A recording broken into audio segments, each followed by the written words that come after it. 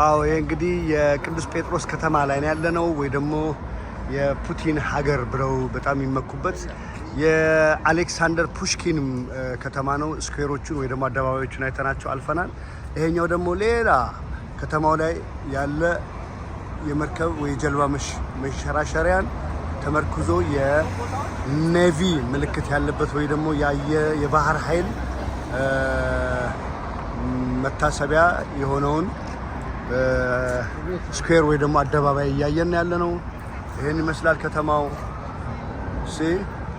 በጣም የሚያምር አንዱ ከተማ አንዱ ህንጻ ከአንዱ ህንጻ ጋር በተአምር የማይመሳሰል ሌላ አይነት ድባብ ያለው ከተማ ነው። ያው ታወሮቹን በዚህ መልኩ ያቸው ያው